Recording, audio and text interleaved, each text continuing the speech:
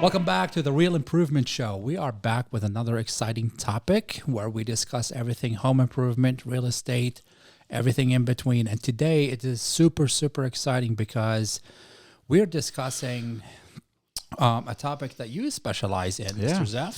Yeah. And that is the market, the home market for 2022. Yes, sir. You know, we're in February now, still at the beginning of the year.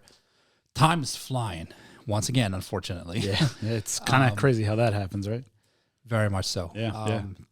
Let's talk about the market, the housing market. What's going on out there? It's bananas, man. It's absolutely bananas. People always ask me, how's the market, right? That's like the standard question you get as a real estate agent. How's the market?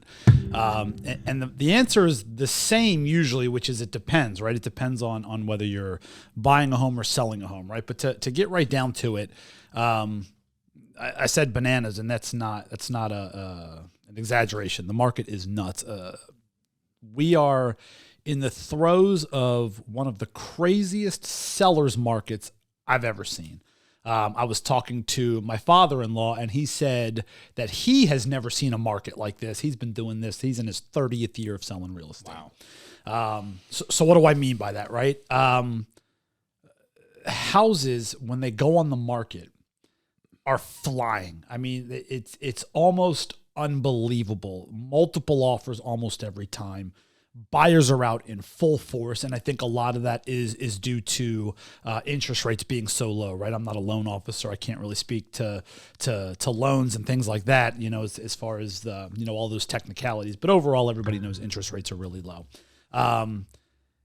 We are seeing right now, let's just take Montgomery County, Maryland, for example, right? We are seeing anywhere, depending on the day, from 450 houses to 550 houses. I haven't seen it as high as 550 in a while, by the way, in terms of available homes on the multiple listing service on the market.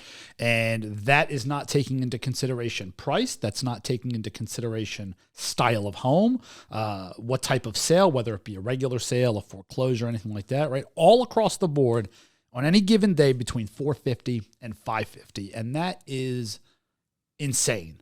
We're used to seeing anywhere from 3 to 5 times that amount. Wow. In order to be, less crazy, right? So it's nuts. I mean, it's just an absolutely bananas market right now. That is crazy. Yeah. So, I mean, what are people doing? I mean, it depends on what side you're on, right? I think that if you're buying a house, what you're doing is you are writing really, really aggressive offers, right? We're seeing homes are selling oftentimes for above asking. Oftentimes buyers are either minimizing or eliminating altogether certain contingencies, things like home inspections, right? They're eliminating those or really minimizing the impact that a home inspection would have on the deal. We're seeing appraisals go away, and that's really nuts too, right? Because if a house doesn't appraise, the bank is only going to give them the loan. The lender's only going to give them the loan based on either the contract price or the appraised value, whichever is less.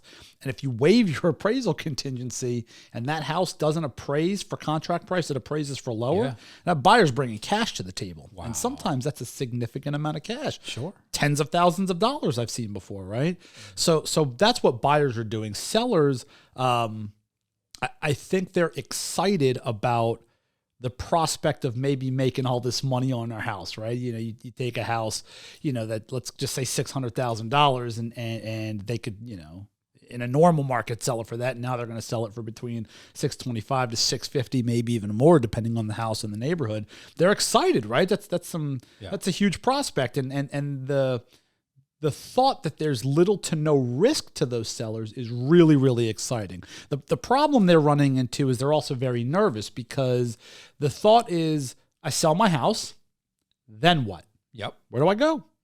450 to 550 houses in Montgomery County on any given day. So it's created this weird let's talk situation. about how we got here. So what triggered? What caused this whole thing? I don't know that I know exactly where this all came from, right? I think that I think the pandemic may have had a little bit to do with that, right? People have been cooped up in their houses, or at least they were for a good period of time. And I know last year, Last year proved to be an interesting market as well. A lot of people rushing out to buy, and I think that this all started really spring of last year.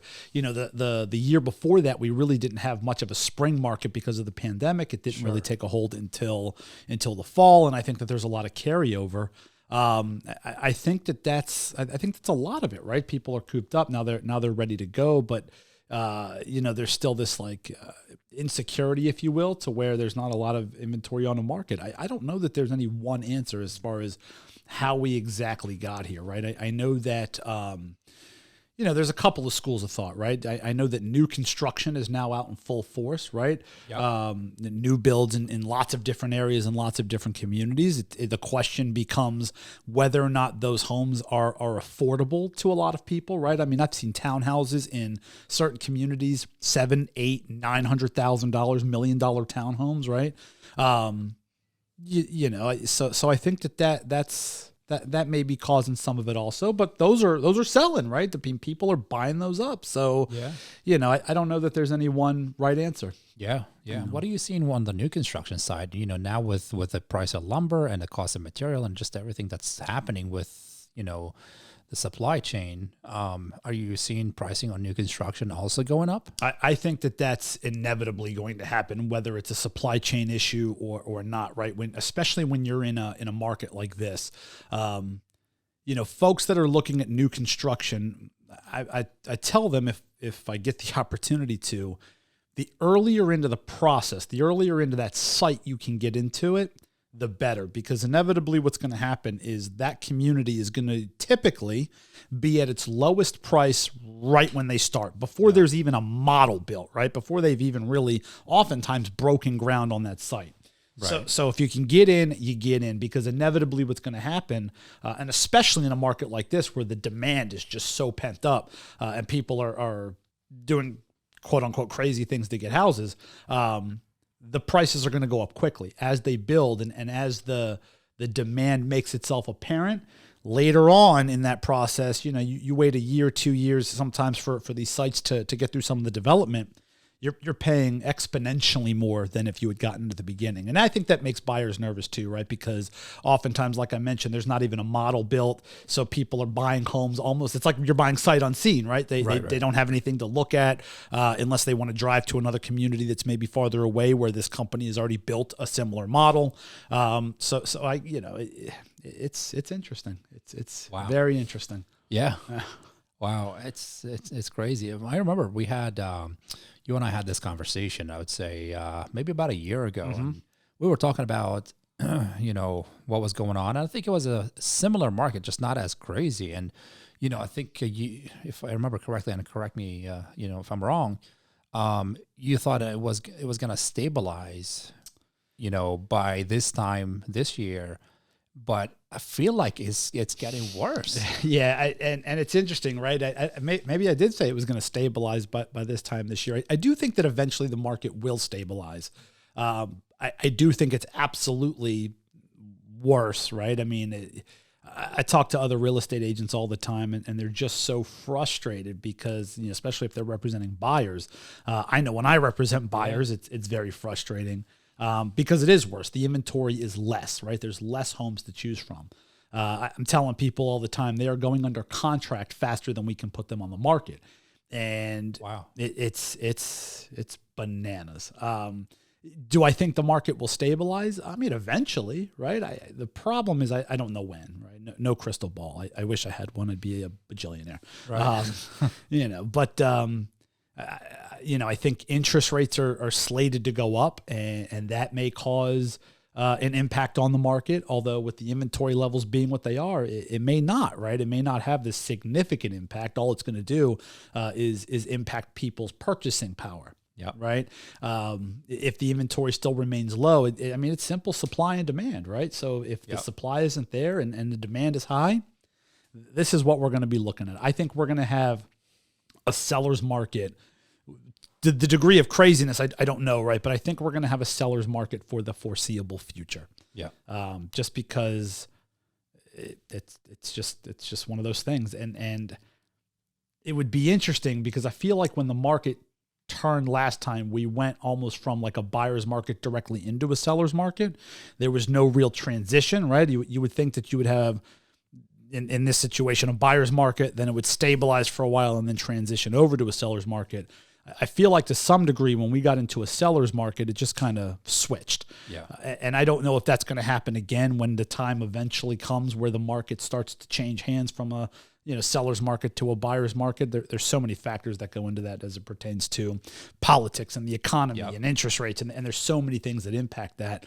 We had thought then when we had the last presidential election, right, things were going to kind of take a backseat for a little while because there was some, there was a lack of confidence, right? People didn't know what was going to happen. We didn't know who was going to be elected. All of that stuff was taking place. I don't feel like it really slowed down at all. I feel like it just kind of kept on going full force. So I love talking about the market. I love talking about what's happening and even giving projections. But at the end of the day, full disclaimer, man, your guess in certain instances, it's as good as mine because it's so unpredictable right now. So unpredictable. Same thing with us. Yeah. Same thing.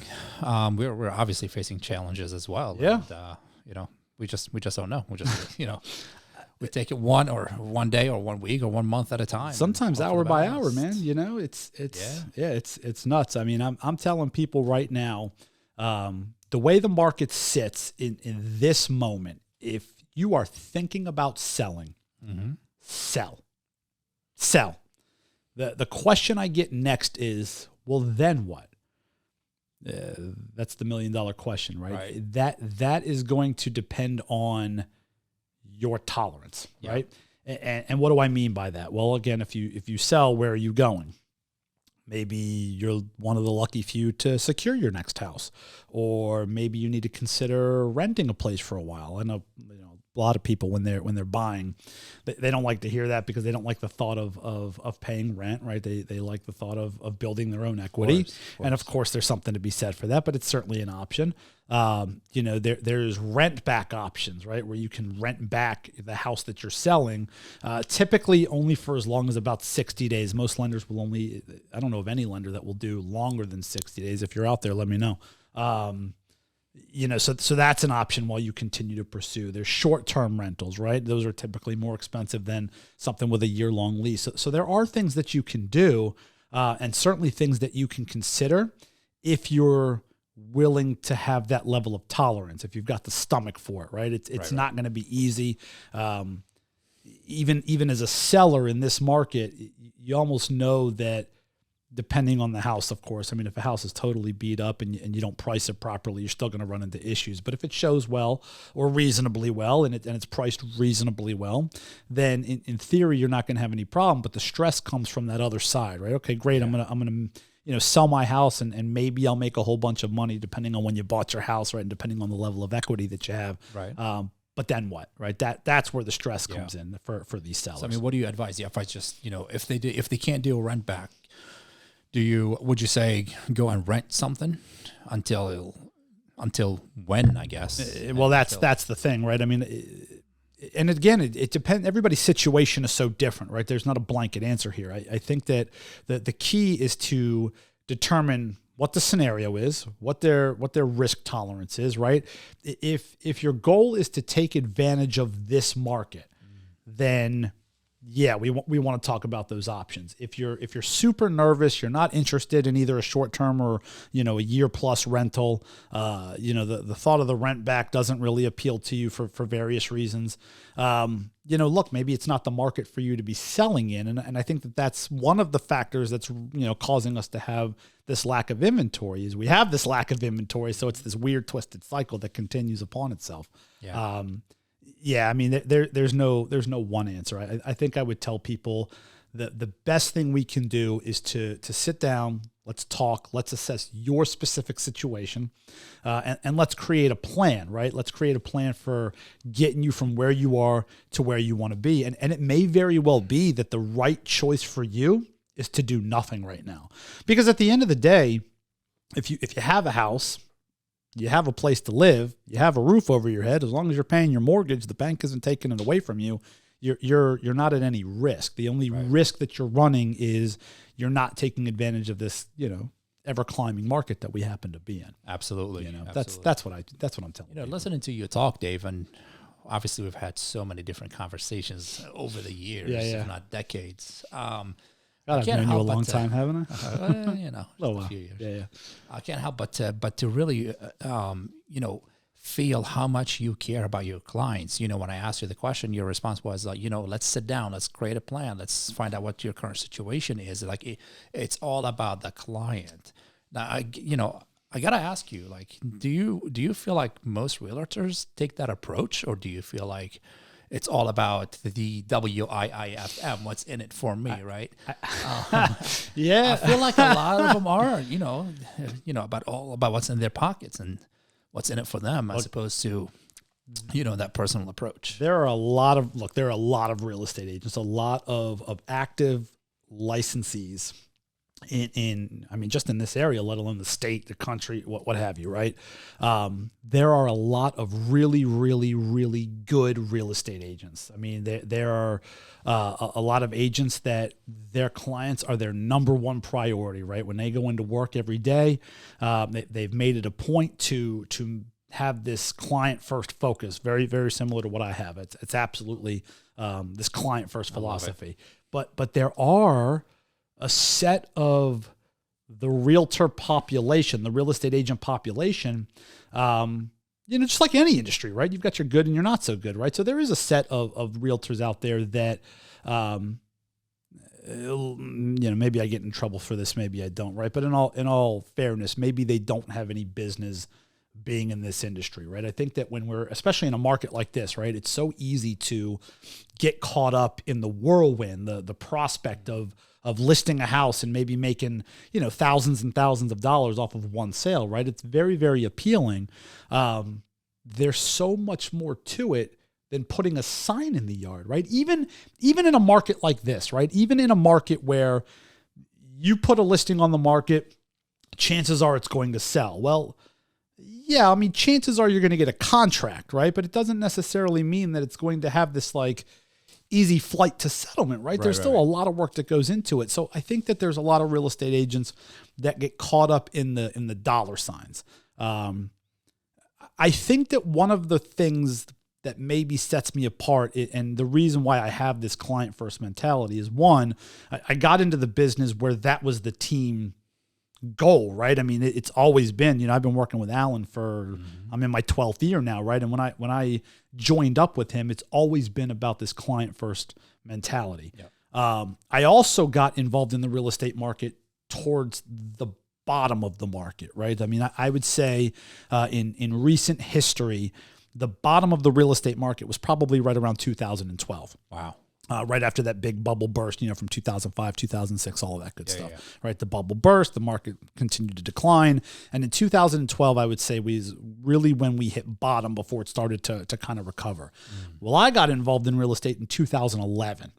Okay. Right. And I think that actually served me well because it allowed me to learn the business. It allowed me to develop in this industry at a time where, for a lot of people, the money wasn't coming very easily. Sure. And I went through a lot of times where it was, it was like survival mode, right? Like every commission was a matter of sometimes paying the bills. And I think that, like a lot of us out there, we've managed to work it out to where now, it's still hard work and it's still all about client acquisition and all of that, right? But, every deal is not a matter of feeding my family. Every deal is not a matter of the car payment or the mortgage payment or whatever. And so, I approach that in such a way. This is really a long answer to such a what should be probably a simple question, right? But I like it. But I approach things in this way because, let's be honest. One, it's what's right for the client. And two, if we're being even more honest,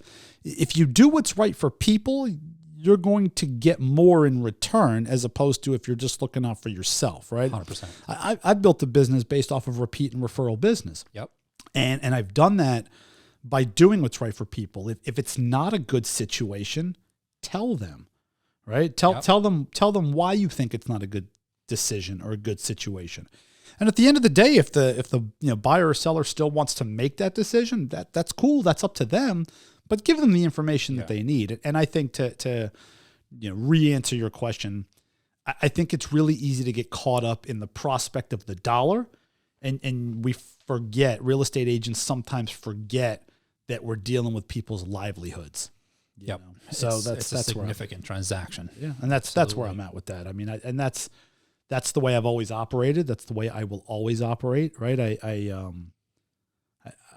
always want to remember that, yes, we help people buy and sell homes, but the key word I just used is people, right? We are in the people business. 100%. We are dealing with people's finances. We are dealing with people's homes. We are dealing with people's livelihoods, right? Yep. And it's so important to take all of that into consideration, especially, well, always, but always, especially in markets that swing so wildly one way or another, because it would be really easy for somebody to get caught up in the whirlwind, and then they sell their house and they weren't aware of, or they forgot, or what have you, of what the potential outcome was going to be, whether it be, the buckets of money that they're expecting, or the fact that they don't have a place to go after it's sold, or any various combinations of any of these things.